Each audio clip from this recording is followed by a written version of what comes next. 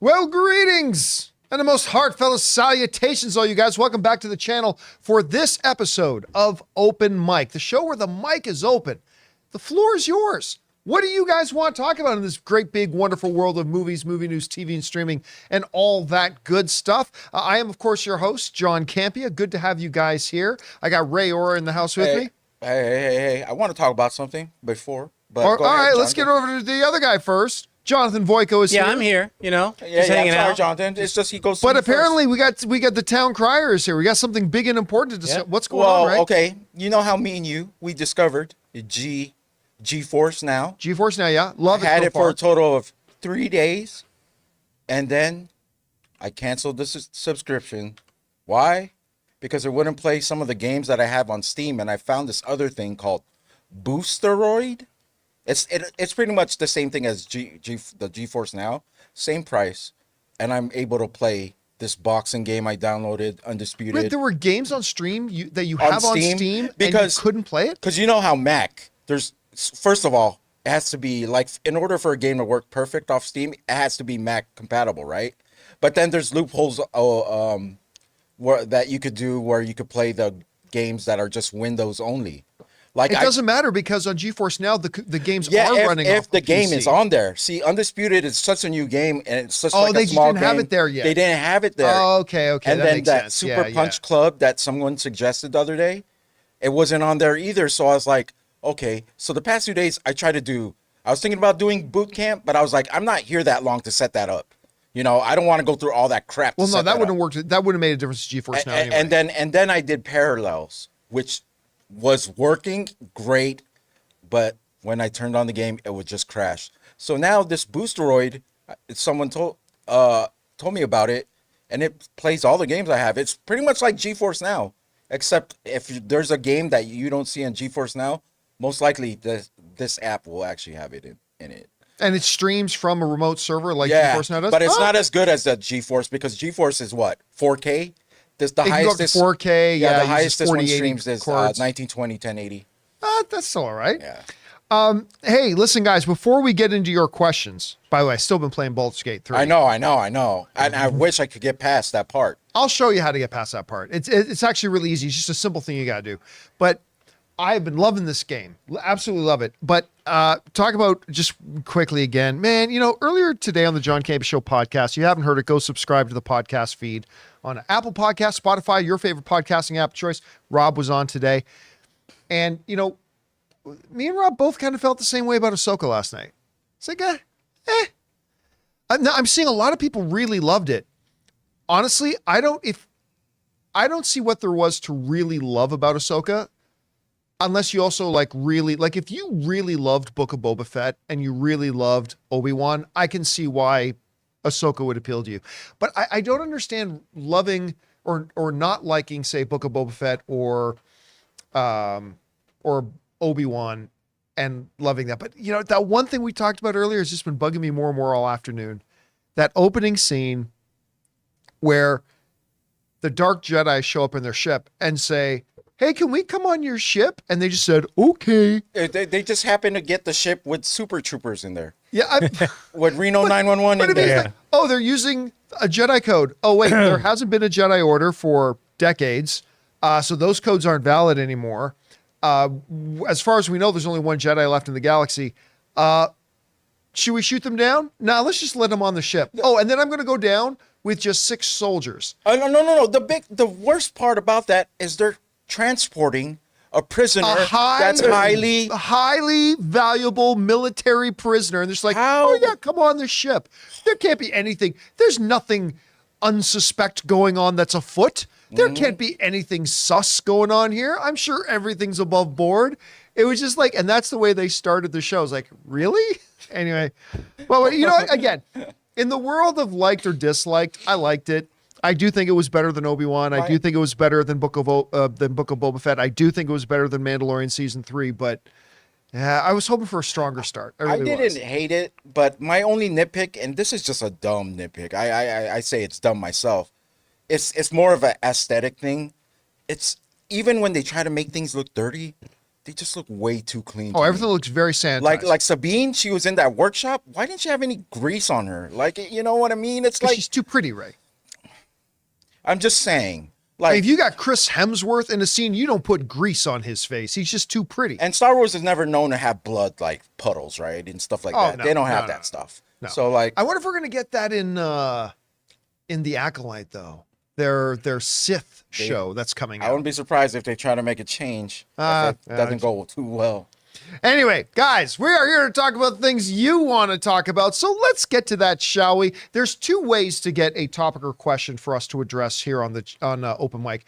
Number one is if you're watching the show any of the other 23 hours of the day that we're not streaming live, just go ahead and use our tip link. You can just go there anytime by going to www.streamelements.com/JohnCampea/tip, and you can use that function there to send in a question. Or if you are watching live, you can use the super chat feature, and whatever topic or question you send in, as long as we deem it appropriate to be used on our show, we will go ahead and address it here. So, Jonathan, let's get started. What do we got up first? All right. First up, we've got James LH, who writes, "Hi, John. Today I crossed a milestone that you yourself have crossed, my half century. Happy birthday. Yeah. Yes, I turned 50. Sorry, Jonathan, for trying to pronounce the next part, but I learned as a person in their 50s, I'm a quinquagenarian. Well, if you're in your 60s, you get to be a sexagenarian, so you got something to look forward to. That I'm impressed how well you were able to read that word off. I know. You By know, yourself. that's... Happy birthday, my birthday, friend. May you buddy. have a glorious birthday and a glorious year ahead of you, man. Thanks for sending that in, dude. And happy birthday again. All right, what's next? All right, we got Jess J. Newbie, who writes, "Hey, crew, my son was just born today." Oh, Wow. Oh, look at this. So you guys got the same birthday here. 8/22/23. And the first thing we did was listen to the podcast. Oh, so this was actually yesterday. I'm so happy. I just wanted to share. I hope everyone is as happy as I am today. I don't think we're as happy as you are today, man. No, Nor I should don't we. think that's, I mean, the birth of your son. Nor should we be. If we're happier than you are, then. Yeah, there's something wrong. What, is it an ugly kid? No, dude, that's so awesome. And you are can already tell you're a great parent. First sound that your newborn boy hears is the wonderful tones of the John Campea Show podcast or Open Mic, whichever it is. Your son is off to a good start in life. Now they've got a true moral North Star for the rest of their days. You're never going to have any problems with your kid. Okay. That's the worst stuff. Famous worst. Famous last words. Yeah. Congratulations, man. That's awesome. Congratulations. Congrats. All right. What's next? Narf writes, "If Spider-Man No Way Home came out in 2023, where do you think it would have landed in the box office records of all time?" I don't know if it would have mattered. And what if it If came it out? came out this year, Yeah. I mean, look, there's no questioning. It did get to benefit from a little bit of the afterglow of Endgame. Sure. A little bit. But yeah, I mean, it still would have been Spider-Man. It still was going to have Andrew Garfield and Tobey Maguire making their returns.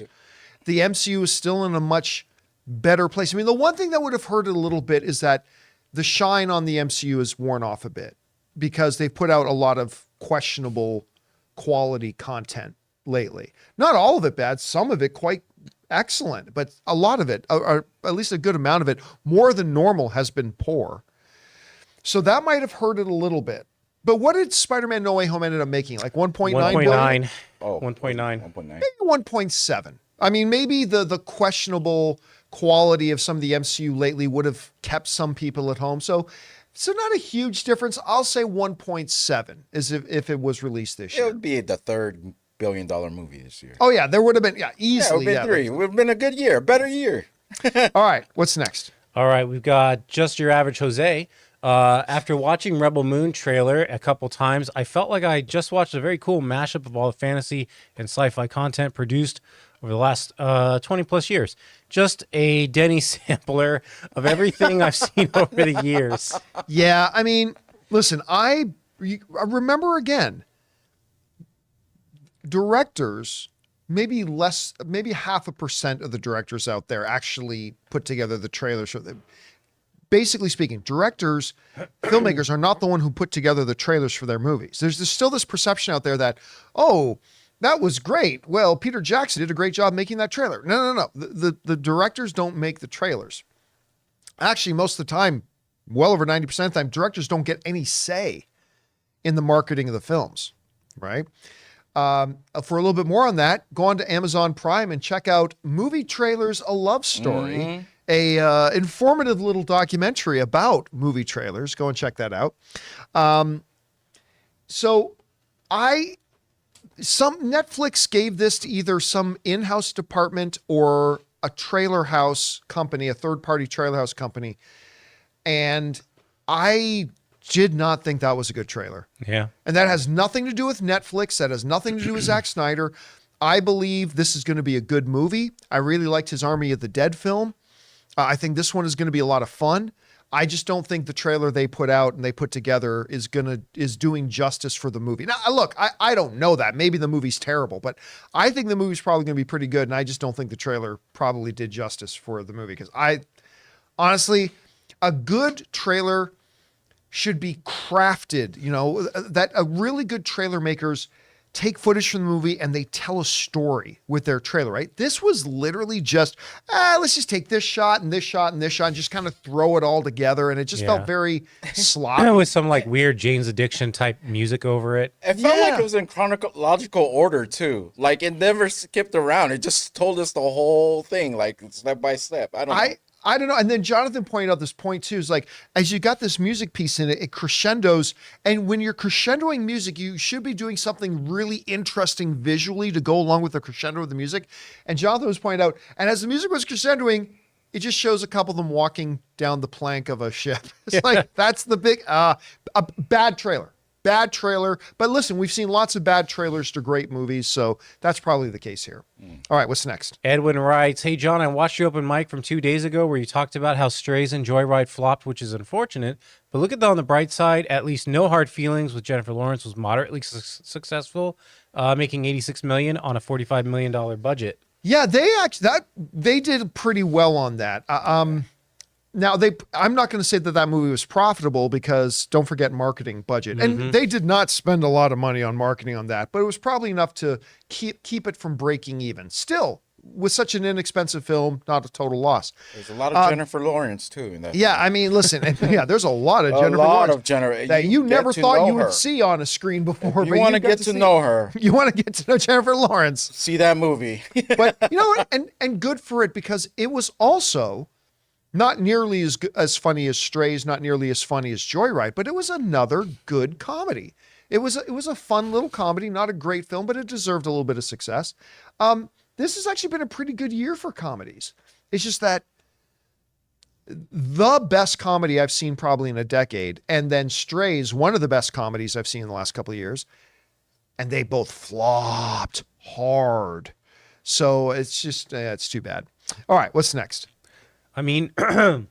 Excuse me. Amin writes, saw Elemental last night and really enjoyed it. Super heartfelt, truly was an immigrant story. Other than maybe a few of the jokes, puns, most of them worked for me. Some moments of lazy dialogue and story points, but overall a really good Pixar film. I thought Elemental was great. It's cool that it's still out. Tell me that's on Disney Plus. I thought not yet. No, not yet. Okay. But it will be soon. Elemental. First of all, it's crazy. Think about this. Shazam! Fury of the Gods opened with $30 million on its opening weekend, right? Look up Elemental's opening weekend. Sure. But I know it was less. 29. Shazam! Fury of the Gods opened with $30 million. And that led to it making $133 million overall worldwide. Elemental opened with less than what Shazam! Fury of the Gods opened with, at $29 million. But the word of mouth and the legs took it to, what's it at now? Like 459. $459 million. Yeah. While when opening with less than what Shazam opened with. It opened to half of what The Flash opened with, and it made double what The Flash did. Wow. I mean, it's incredible, the legs, and that is a testament to the overall quality of that film. The film is fantastic. I mean, much better than that Lightyear offering they put out before that. But it was really, truly a wonderful, wonderful film, and it's always good to see a wonderful film, even if it came out of the gates really slow and really weak, and I blame some of that on Lightyear.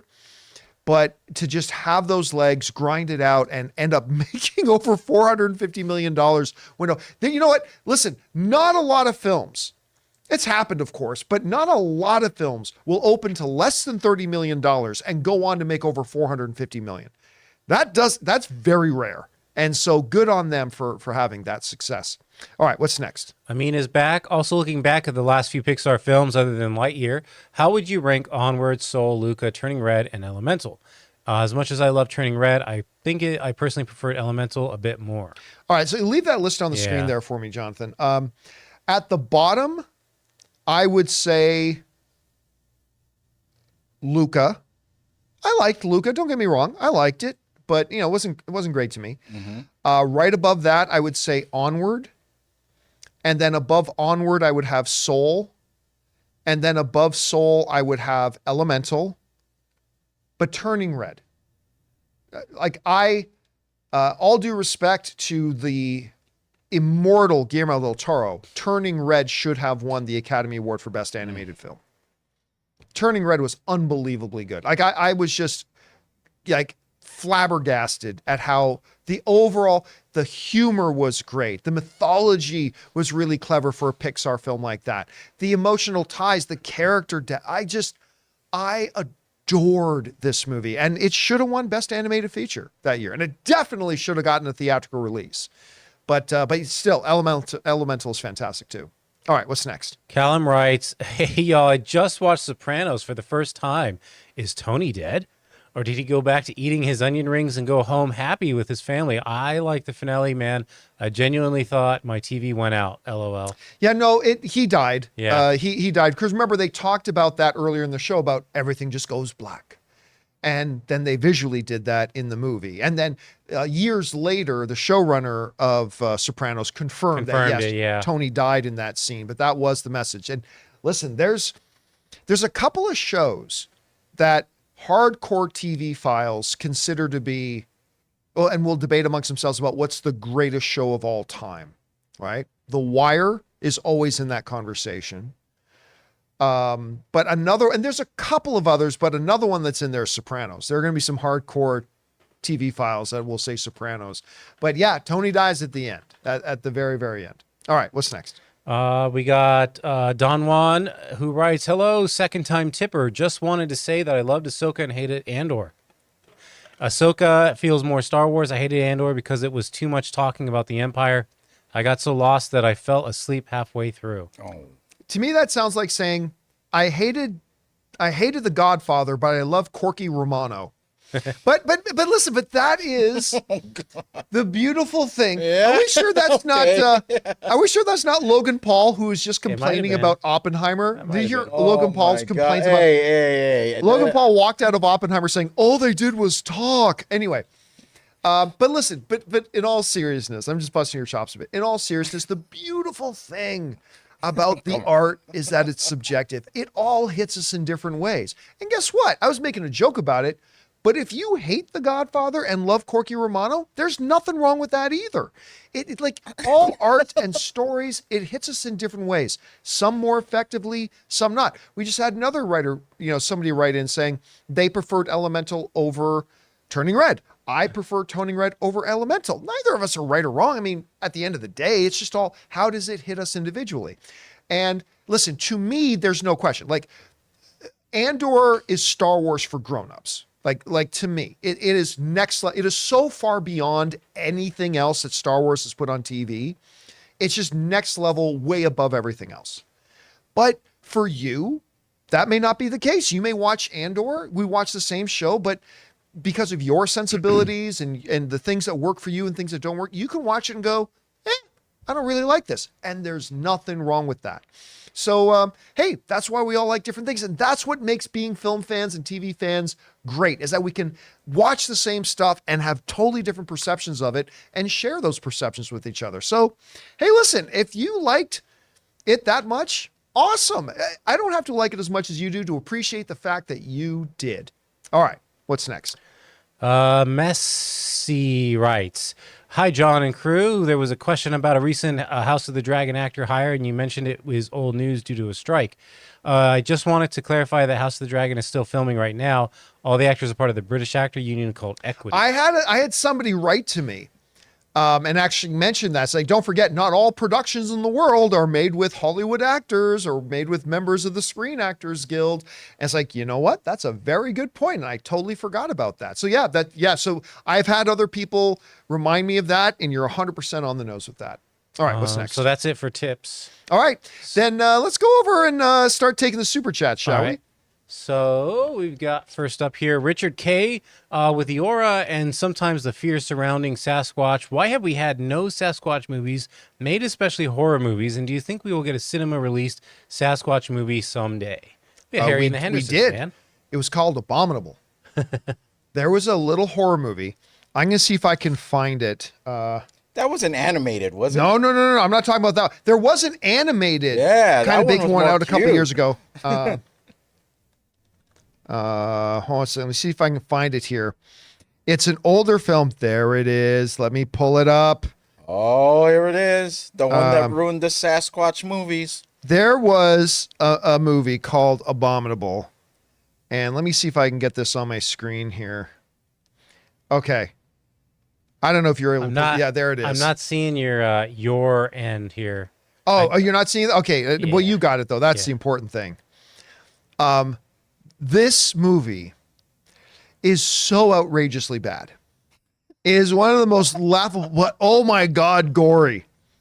Like these big foots just living there, but nobody's ever found them before, but these giant monstrosity things, and they rip people apart and tear them to shreds and all that kind of stuff. And Jen, I don't care if I spoil it for you. Just at the end, when they finally think, after moving heaven and hell to defeat the Bigfoot, they look into the bushes, like the line of the forest, and they see how the Bigfoot's eyes glow red?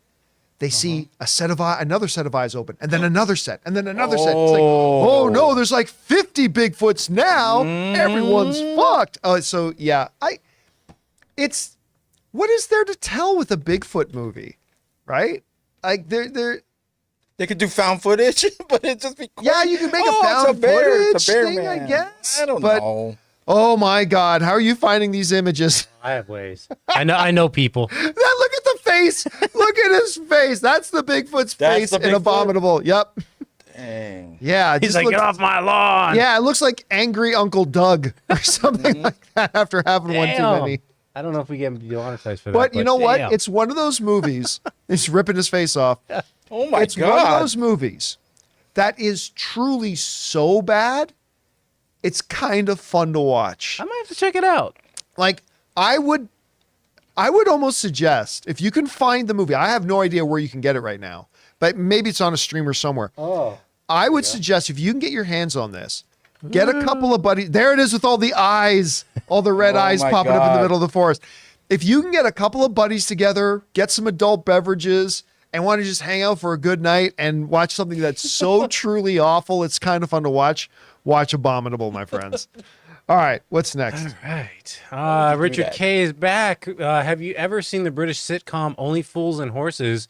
Me being from London, it's a national treasure and one of the best comedies ever made. If not, would recommend. I have not. Admittedly, really, the only British-made sitcom other than the original Office that I've ever really watched is Fawlty Towers. I mean, that's about. And by the way, if none of you have ever seen Fawlty Towers, watch Fawlty Towers. Was the IT crowd British? Oh, you know what? That's another one. Yep, IT crowd. There we go. That's another good one. You know, maybe I've watched more than I thought, and I'm just not remembering. No, that's all I remember, because that was the very first British sitcom that someone suggested to me, because I was watching the actual animation, the IT crowd, because they had an animated show. I did not know they had an animated and show. then they said, "Oh, you should watch the real one, the live one." So I switched over to that and found out. I thought it was kind of. I mean, it was a BBC show that I used to love in the 80s, but it was primarily, I watched it on MTV, called The Young Ones.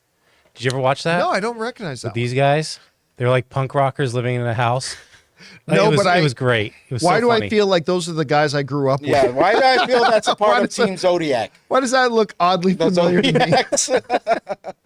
All right, what's next? All right. We got. Let me scroll up here. Marcus Penner. My current DCU theory is that the Brave and the Bold is going to be a Batman-centric ensemble Bat family movie, more akin to Ocean's movies, especially since Batman isn't in the title. Thoughts? It's It is not though. a- It's Batman Brave and the Bold. It's not just Brave and the Bold.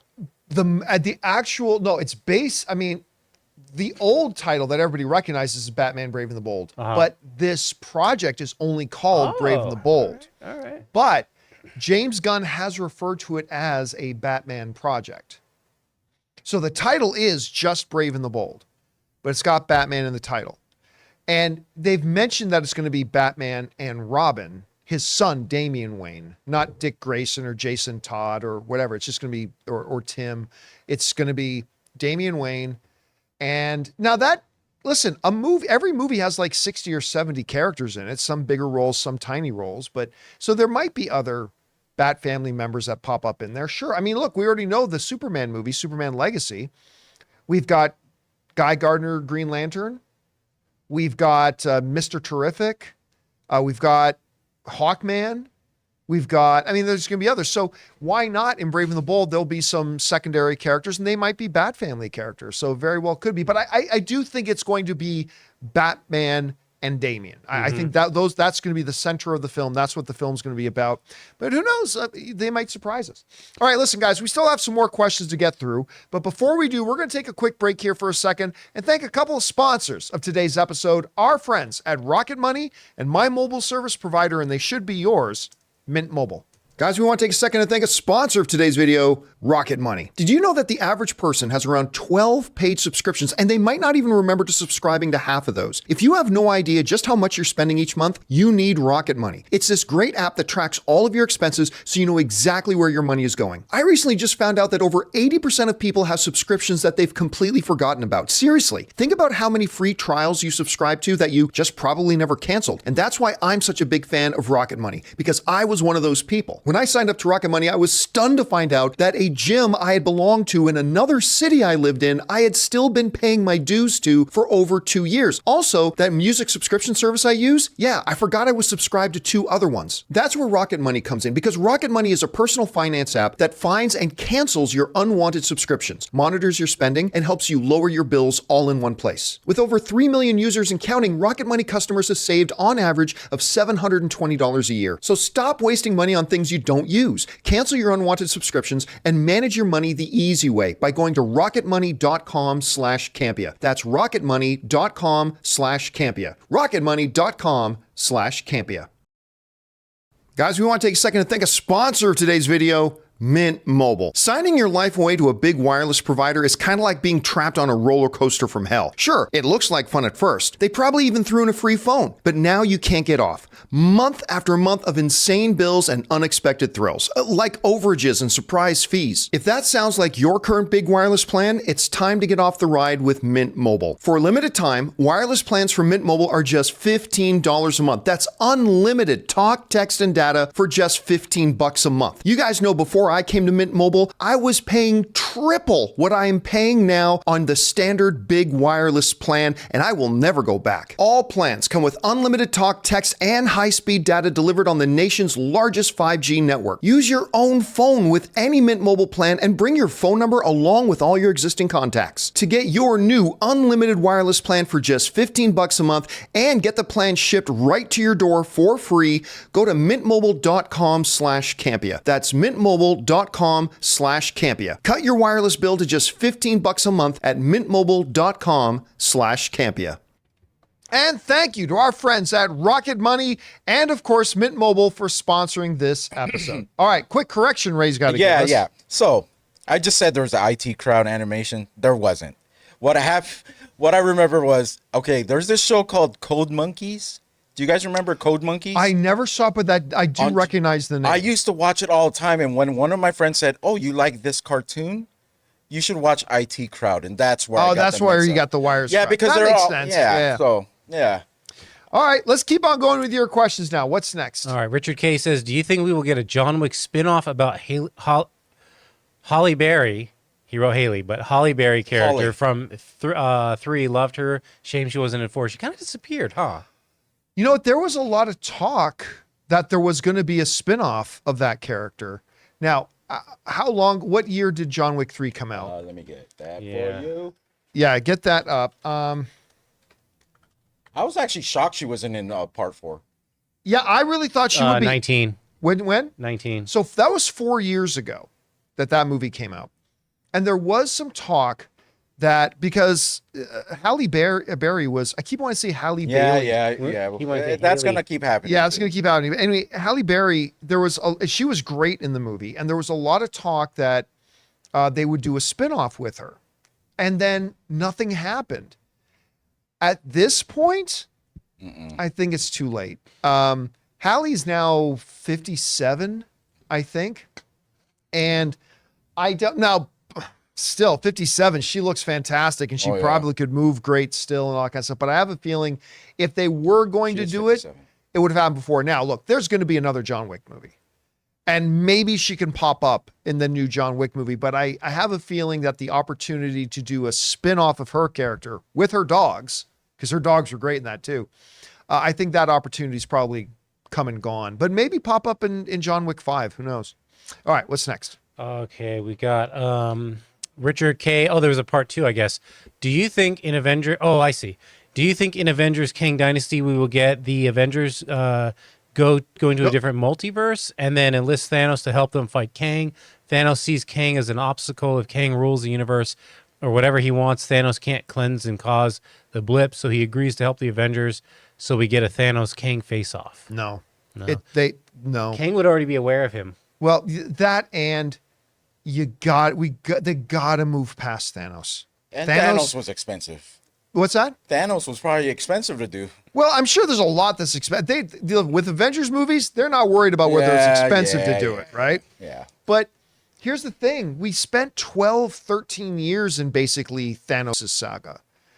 And, you know, it's time to move on. It's time to move on from a couple things. One is Infinity Stones. Got to move on from Infinity Stones. Yeah. And unless you're talking about, Vision and maybe if they figure out a way to have, look, there's a lot of different stuff there. But you got to move on from Infinity Stones. You got to move on from Thanos. Thanos was basically the main core bad guy for over a decade, even though he wasn't really prominently on screen until Infinity War. But still, they did that whole saga. Yeah. Got to move on from it. So, no, I don't think they're going to bring Thanos back. One thing I appreciated about Loki season 1 was that scene where Loki's trying to get out of the time authority, and he's like looking for those keys or something. Opens a drawer. He opens that drawer, and there's just Infinity Stones in there. Like, they mean nothing now. So, yeah, so they did that. They showed that is useless now against Kang. Yeah. Now, listen, Kevin Feige never called me to say, don't worry, John, we're never using Thanos again. So maybe he could. Maybe Thanos could pop up in it. I just really don't think they will, but we'll find out. All right, what's next? Bobby Jackson writes, if you could only pick one, which finished version would you watch? Ben Affleck's Batman movie or Lord and Miller's solo movie? Easily Ben Affleck's Batman because movie. we already got... Easily that. Listen, there's a reason they scrapped Lord and Miller's one. And everybody knows I love Lord Miller, but everybody's going to have a bad day at the office. That whole solo thing was a chapter that I think is just best for everybody to move on from and forget. But 100%. And by the way, Ron Howard, one of the great filmmakers of our age, Ron Howard did a really good job making a really good, fun little solo movie. A movie that never should have been made in the first place with either Ron Howard, the Lord Miller, or whoever else. It never should have been made at all. But Ron Howard delivered a fun little movie. That being said, Ben Affleck's Batman. 100%, no doubt. That's the one I would have wanted. All right, what's next? Fangblaze71 writes, besides the action scenes, it was weird how Ahsoka was so slow with everything all the time. The way she moved, talked, and held things was so slow. I kid you not, Fangblaze. During the show, we're watching the 2 episodes, and Anne at one point yelled at the screen, "Why is everything so slow?" And then Ray said, called the show a Sloka. No, that was Ryan. Was it Ryan that said that? Yeah, but then I just. Then you started using slow in everybody else's name.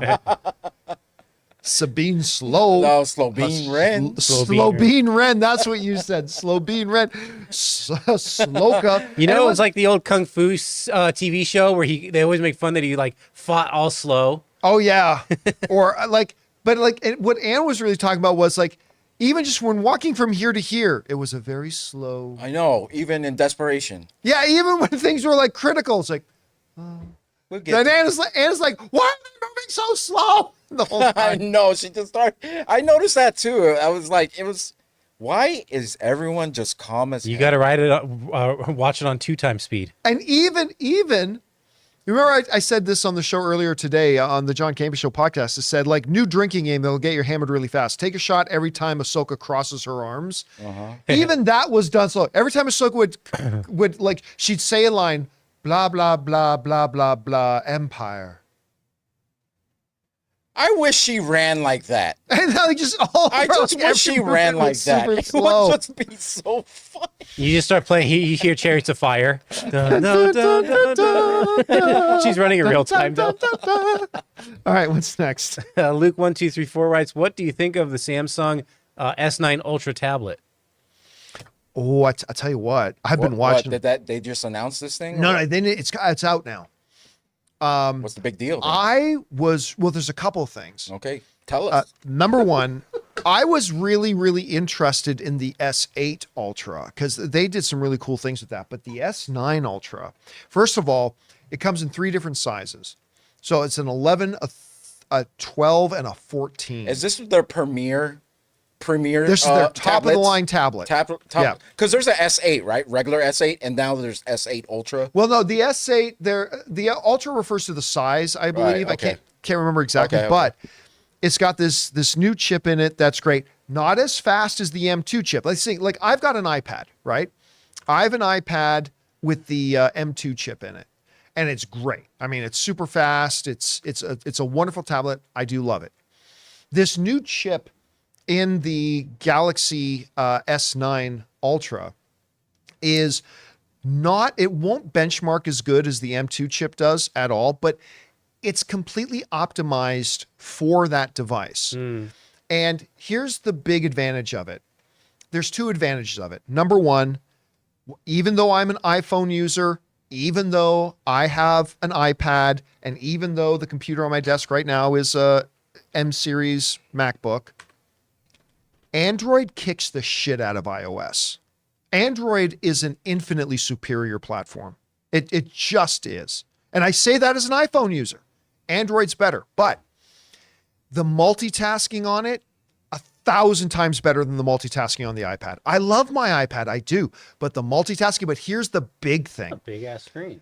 Android, the big one's 14 inches. Wow. It's like massive. It'd be like a portable But TV. Samsung has something called DeX mode. Oh yeah, I know. Oh yeah, I've seen Right? that. Right. That will honestly make your tablet operate like a desktop computer. It creates, a taskbar at the bottom. You can move windows around. You can't do that on an iPad. And just the way it all works together for productivity. Now look, if you want a tablet for games, you're going to be able to play a bunch of good games on an Android tablet. Yeah, but the iPad is always going to be the better platform for playing games. But for somebody like me who wants my tablet for media consumption, for productivity, for work, 1,000 times better. I have been very, very tempted to go and pick up that S9 Ultra. I've been, and guess what? The pen, I got to pay $150 for the Apple Pen. It comes with the S9. Pineapple pen. So it's more expandable. It's more customizable.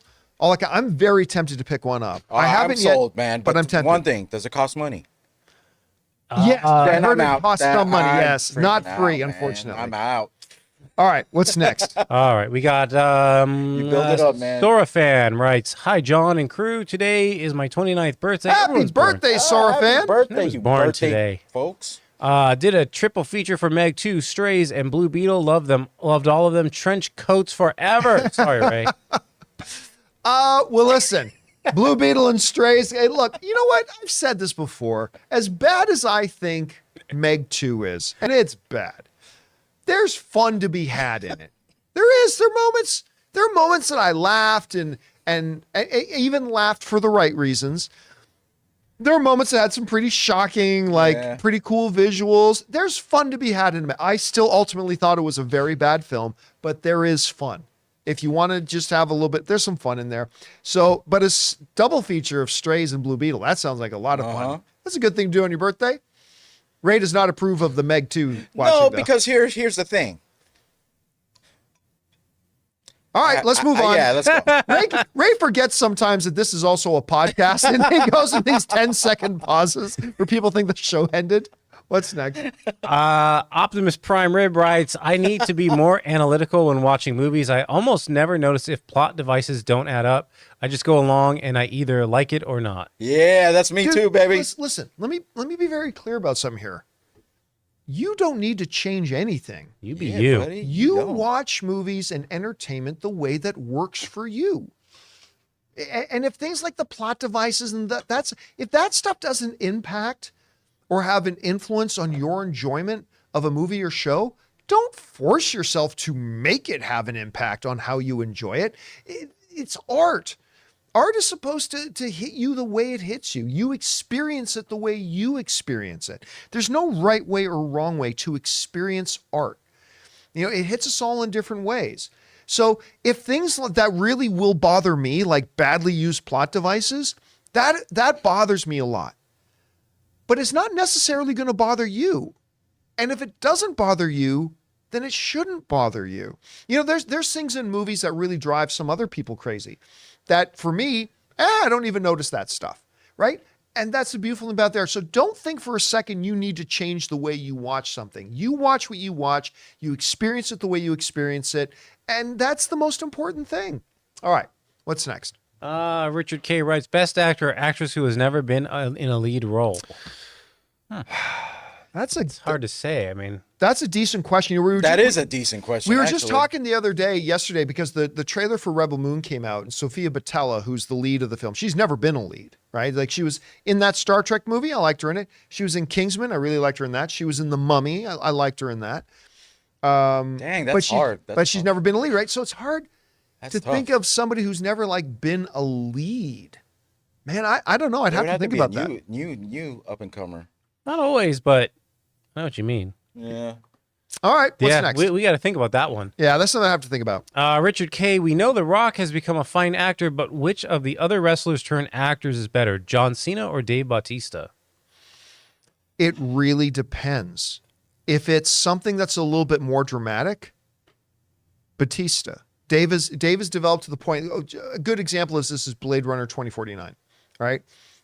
Now, it wasn't a huge role he had in that, but he played a dramatic moment and he played it believably, and he's gotten to that point. As far as playing to charisma and comedy, John Cena's actually become quite good at it. And I mean that even before Peacemaker. He's actually been quite good at it. Because I really said, like, he really found his stride in Trainwreck. Remember that? With Amy Schumer? It's like, he was hilarious in that. And then I thought he was really quite good in Blocked. The movie that they changed the title from Cock Blocked to just Blocked. And didn't he have a new recent one with Jackie Chan, like Strike, Third Strike, something like that? Let me look it up. I don't recall. I know he did that horrible Firehouse movie that he did with Keegan-Michael Key. But, I mean, he's found his stride in that. And then when you got to, by the time you got to Suicide Squad and then Peacemaker, he's really found. So it depends on the kind of movie. If I was going to be a little bit more dramatic, I might go for Dave Bautista. If it was something more with levity, comedy, stuff like Hidden that. Strike. What's that? Hidden Strike. I never even heard of it. Yeah. It just came out. Then I would go with the John Cena. All right, what's next? Richard K. is back. Who is the best? No, best Michael Madsen acting performance. I was just looking on his IMDb. Is he Eternals? Do you want to talk about working actor? This guy's done over 300 movies, and he still has 14 movies slated. No, we're talking about the guy from Kill Bill. Yeah, and also Reservoir Dogs. I was about to say, for me, it's probably Reservoir Dogs. Was that Kung Fu? Oh. But okay, I've told this story before, but I think it's been a few years. My God, he does a lot of movies. You guys know Uwe Boll, Right? Yes. Infamously Yes, known as yes, some people My believe the films are worst the director best. in Hollywood, right? Yes. So Uwe Boll, a number of years ago, did a movie with Jason Statham and Michael Masden called In the Name of the King, right? And he did this advanced screening in Toronto, and I got invited to go and be a part of it. And I got to a half hour before the screening, go to Uwe Boll's hotel room, sit down and interview him about the movie. And I was talking to him and like, what was it like working with Jason Statham? Because I'm a big Jason Statham fan. What were you trying to, tone wise with it? And it's like, is there any real experiences on set that you can think about? And, you know what? No, he didn't tell me this one in the interview. He said this during the Q&A after the movie. So let me correct myself there. But so I did that interview with him, but then in the Q&A, somebody brought up Michael. And how do you pronounce? Is it Masden? Is that Madsen? Madsen. Sorry. And he said, "Oh, it was wonderful working with all the actors. It was wonderful, except Michael Masden. Every day drunk. He come to set drunk. He's doing scene with sword, completely drunk."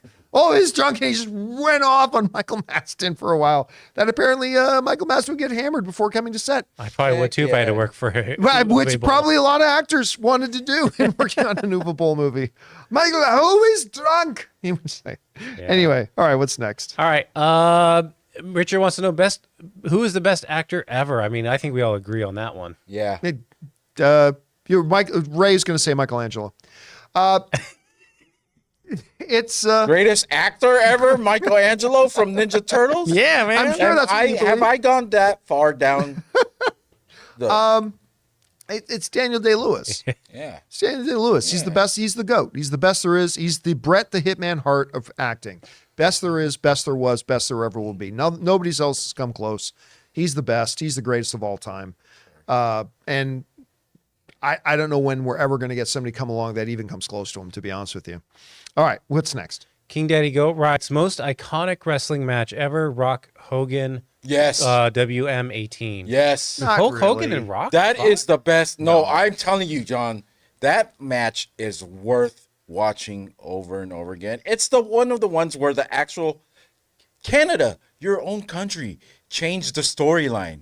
The Rock came into that ring supposed to be the face. Yeah, and Hogan came into that. I know. And they completely those two wrestlers. It's great. The match was crap though. It was fast. It was great. No, but it was fast. entertaining. No, I think like it's. You're like, talking about just the wrestling. I mean, just the aspect. crowd reaction. Yeah, Hollywood Hulk Hogan was back in there facing The Rock. Two different generations. Yeah, yes, it's going to go down. Whenever you mention The Rock Hogan fight, every wrestling fan is going to know the one you're talking about, right? But greatest match.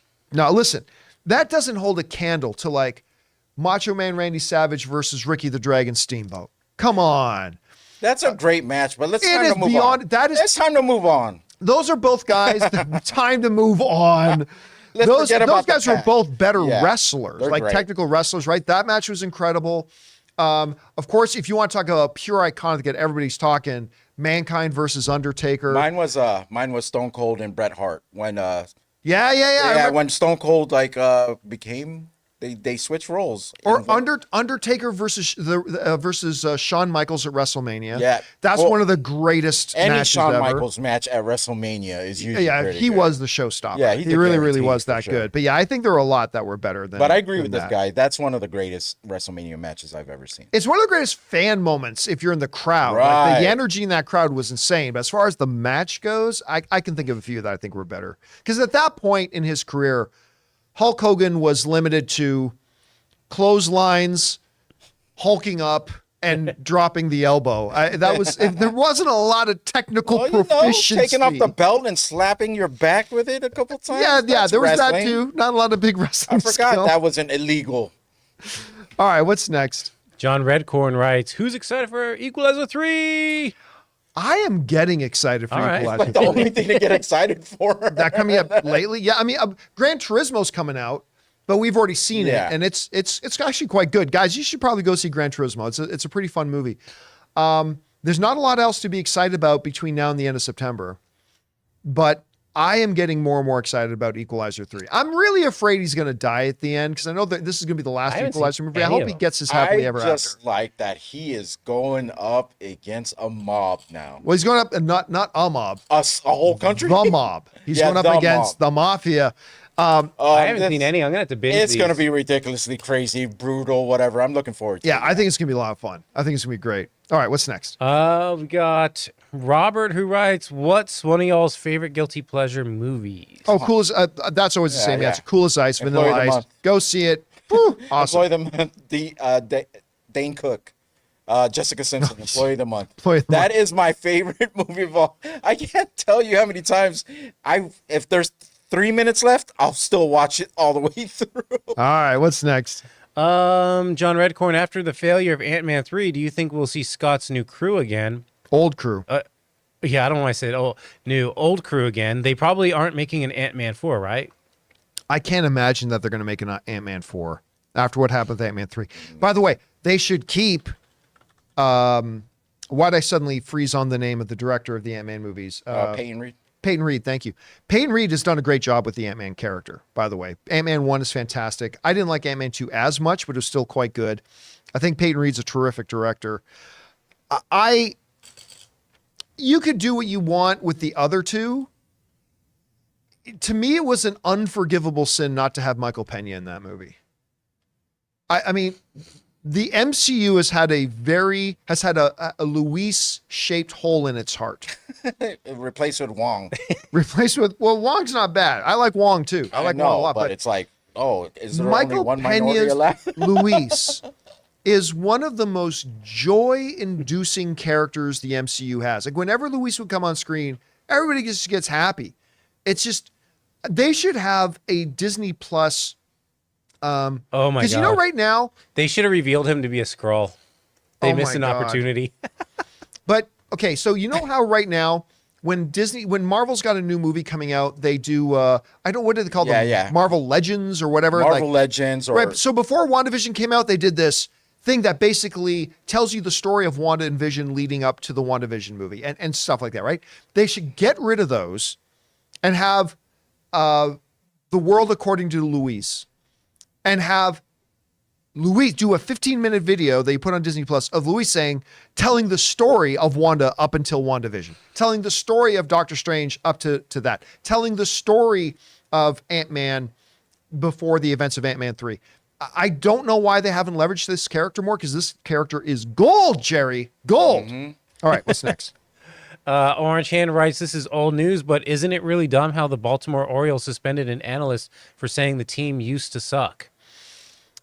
Won't Well, go I mean, into they deep did in this used to because nobody suck. knows what we're talking about. But the Baltimore Orioles, at least the original thing was, they suspended a commentator because in a pregame thing he mentioned that the Orioles have struggled against this other team they're about to play. Dude, the Orioles struggled against every team they used to. Yes, they do.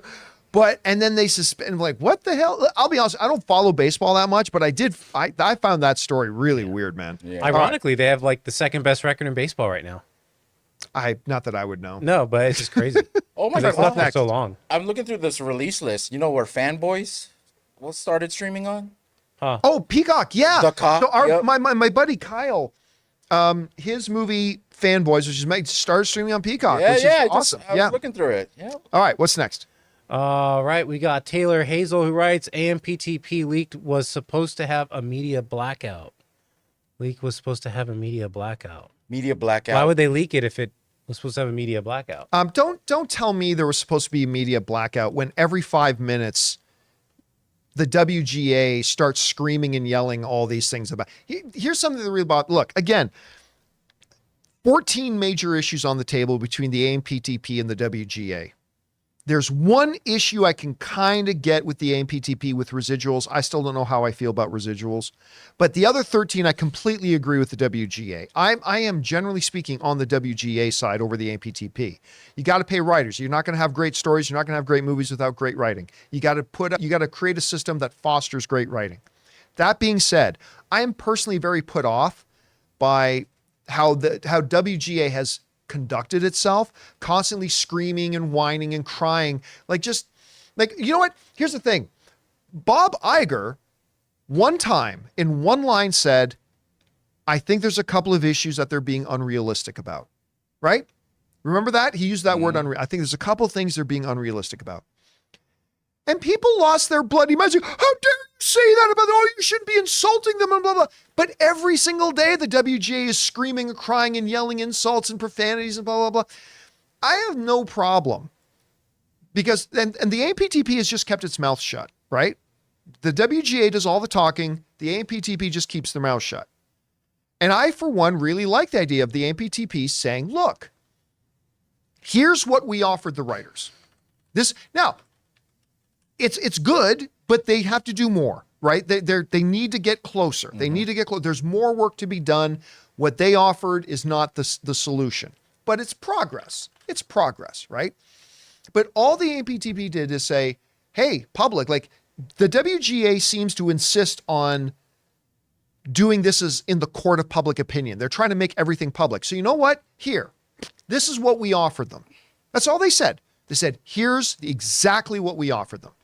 We offered them raises from this to this, from this to this. We offered to limit AI. We offered to do this with transparency on our numbers. We offered to do this. Again, it's not good enough. They need to do more, but they showed it.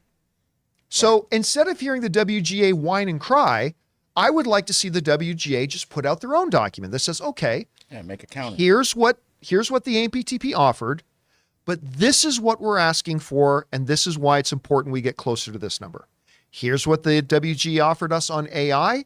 That's good, but this is what we're asking for when it comes to AI and why we think it's important. Like instead of just standing up and whining and screaming and shouting, just put out, this is what we're asking for, and here's why we think we need this.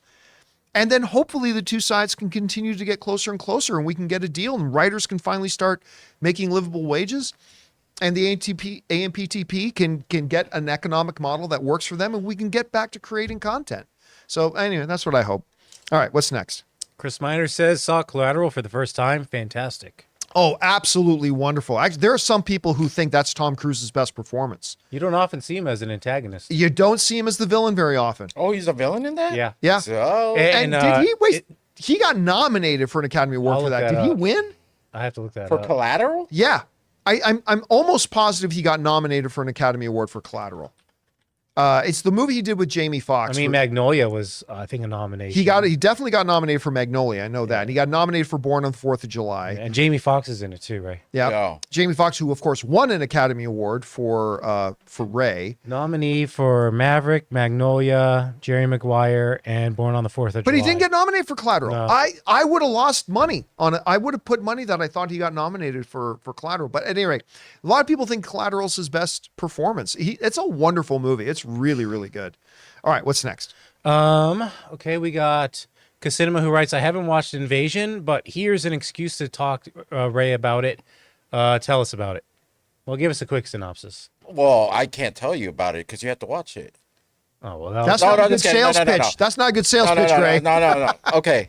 It's basically an alien invasion, but there's a lady that's involved that can speak to them.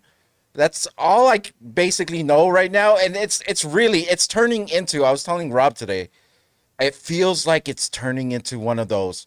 We'll keep the aliens out of the story, and we'll just make it about like the struggle people within the community, right. Which is like the way they always all work. But the one thing that is it the Chinese girl whose girlfriend died? Is she the one who can speak to the aliens? Yeah, she isn't she the one who plays Yukio in Deadpool? I'm not sure. I think so. Is it? Yeah. But she's great. Adorable. She's all kinds of adorable. Yeah, so she had to oh man, because then I'll get into spoilers, but she had to make a decision, and now Leave she's tonight or live regretting and die this way. You know She's what? regretting it. I just realized, because we've talked about actors who were nominated and haven't won, and Tom Cruise has never won an Academy Award. No, never So has. he'd be in that list. Crazy. All right, what's next? Darren Lawn, do you like the idea that after you stream a show, a pop-up would ask you to donate, like GoFundMe, to help guarantee an additional season? You get a refund if it doesn't happen. Or do you like the idea? Oh, I don't know. No. Of what? Let's put it this way. If it's coming from a small little indie company, maybe. Yeah. If it's coming from a major studio, you have billions of dollars. Why am I paying? I'm already paying you for it by subscribing to this streamer, or I'm already paying you for it by going to the movie. If it's coming from billionaires, no, I don't. It's one of those same things. I don't know how I felt. Like, I remember, who's the guy from Scrubs? I'm looking at his face. I've partied with him, and I'm freezing on his name right now. The lead actor, Zach Braff, right? I love Zach Braff, by the way. But, a number of years ago, and I remember me and John Schnepp were talking about this. He did a GoFundMe thing to get his movie made, but he was a millionaire. And I remember talking to John Schnepp about it, and John Schnepp said, like, yeah, man, like, John Schnepp was no millionaire. And she's like, I'm no millionaire. I have no way at all of getting this project done. The death of Superman Lives, what happened, without crowdfunding. There's no way. And, and we had this really interesting discussion about, and I don't know where I land on it, but about, shouldn't crowdfunding be there for people who literally, there's no other way this project of mine will ever happen. Like, I don't have enough money in my bank account to make this project happen. So there's no way it's ever going to happen unless I get it crowdfunded. And so we're discussing about, the merits about, should crowdfunding just be for those who, like, there's no other way we could do it. Should crowdfunding be used by multimillionaires so they can get their project off the ground without them having to pay for it for themselves? But then at the same time, one of the cool things about crowdfunding is that fans get to participate in the creation of something, whether it's coming from somebody who's poor or somebody who's a multimillionaire. It's a way for fandom to participate in the creation of something, and that has value in and of itself. So it's a really, generally speaking, no, I don't think, unless it's some small little indie studio, I don't think that when a show is over, a GoFundMe thing, it's like, I'm sorry, NBC Universal, you're worth, $500 billion. You don't need a GoFundMe for me to make the next season of your show if you want to make it. Go fund yourself. Go fund yourself. Go fund yourself. All right, what's next? But actually, as a quick little thing, you talk about Zach Braff and Scrubs. I didn't know that Ryan Reynolds ever appeared on Scrubs. Didn't he play his brother? No. That was the guy from Flash. The actor who plays the Reverse Flash. Yeah. Was his brother. Ryan Reynolds. There's actually a really great outtake video on YouTube where there's a scene where that they do it in a hot tub, and it's really, really quite funny. It's a blooper one. It's really fun. All right, what's next? Andy writes, I'm being fed well 2 episodes of Ahsoka last night, and I like them. Final episode of Riverdale tonight. After tonight, my watch will finally and thankfully end. That's a good little Game of Thrones reference there. You know what? I read a headline in my newsfeed today that, something ahead of the final episode of Riverdale. And just for a split second, I thought, maybe I'll watch the final episode. Yeah, don't worry. I came to my senses. And that will do it. And that'll do it for today's episode. No, I talked myself out of it pretty quick. That moment of insanity came and passed pretty fast. All right, what's next? Casinema writes, regarding Best Actor, who's never had a lead role? Jaimin Hansu, who has also who's in Rebel Moon with Sofia Boutella. Yeah. Oh, well. Well, I mean, Amistad, he could be considered a lead actor in Amistad. That's what I was going to say. Which is the movie that I discovered and fell in love with the work of Jaimin Hansu. Still my favorite Steven Spielberg movie is Amistad. Oh, really? Yeah, it's my favorite Steven Spielberg movie. I love that movie so much. But it's hard to think of. Yeah, but he's just constantly working. Jaimin Hansu pops up everywhere. He's even in Gran Torino. You can go see, and then he's in Rebel Moon, and he's in the MCU. Turismo. What do I say? Torino. Gran Torino. Always the wrong one. Saddest movie. A sad, very different movie than Gran Turismo. He's in the DCU. He's in the MCU. He's just everywhere at all times. I love Jaimin Hansu. All right, what's next? Junas writes, I've only seen live action Star Wars, so I know almost nothing about Ahsoka. After watching the trailer, I felt totally lost. Who are all these people? I love Rosario Dawson, but I think I'm out. Bad strategy. Well, I mean, it is on Disney Plus. Yeah, like Rebels is there for you to see. Yeah, look, you're right. I didn't think about it, but you are 100% right. Man. This is a show that has a prerequisite to it. You have to have seen Rebels. That's it. I think I took for granted. I think I took that for granted, but you're 100% right. It is there. But I think that was their strategy. I think their strategy was for people who have seen Rebels will really get on board with this. Because I guess you're right. If you didn't know Rebels, you probably felt pretty lost or had no idea why any of this stuff was happening. Exactly. And I remember there was a moment I was really frustrated with Ray last night. I didn't say anything. But here, you guys know that on the show, I've been trying to encourage Ray. Ray, you got time. Go watch Rebels. Or at least watch one of these Rebels recap videos that are on there, right? And he didn't. I'm like, all right. It's cool. 3 minutes, less than 3 minutes into the show, cool. Ray's asking all these questions out loud. Wait a minute, is that ship this? And it's like, hey, dude, if you just watched it, if you just even at least watch the recap video. I was too busy making shrimp yesterday. But you only did it once. Yeah. You only did it once. It was like Yeah. in the first couple of minutes, you started asking these questions out, but then you stopped. Yeah, But because I fell asleep. you made a shit ton of shrimp. I know. How much did you end up taking home? Like a whole marina. Like every time I'd look over, Ray's at the stove. It's like, oh, he's putting It's in another because, batch. you know in. what it- you know what he's it- putting another batch. You know what it is? Because I bought that for like the weekend that I actually had to babysit the dogs, right? At your guys' place. And then I was thinking, oh, Anne's going to be gone for a week.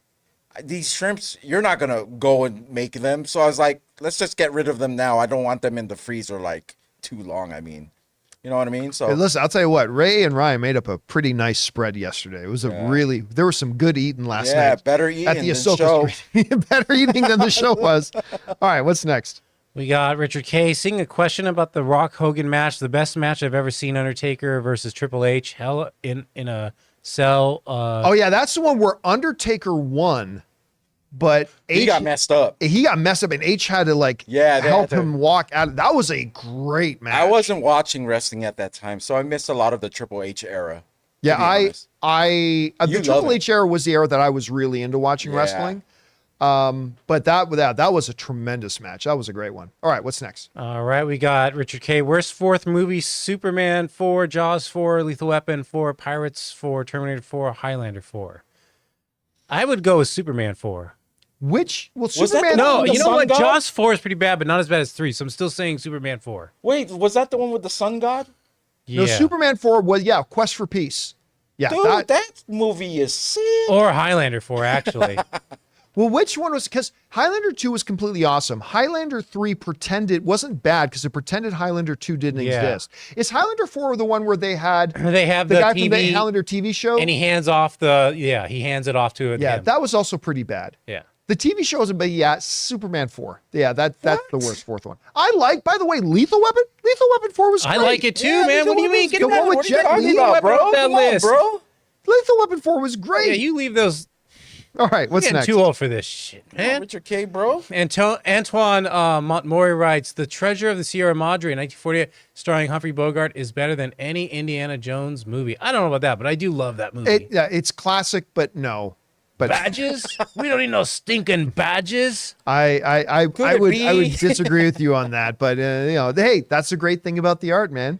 And guys, that'll do it for today's installment of Open Mic. Thank you so much for being here and joining us here today. Big special thank you to all you guys who sent in the questions. Number one, because you gave us great fun things to talk about, but number two, you supported our channel as you did, and all of us involved with the shows here. Thank you guys so very much for your support. Don't forget, open mics are now also on the John Campea Show podcast feed. So you can get the John Campea Show podcast and open mic episodes on the one podcast feed. Make sure you can go subscribe to that podcast feed today on Apple Podcasts, Spotify, wherever you get your podcasts. Go and subscribe to it today so it'll be there when you need it.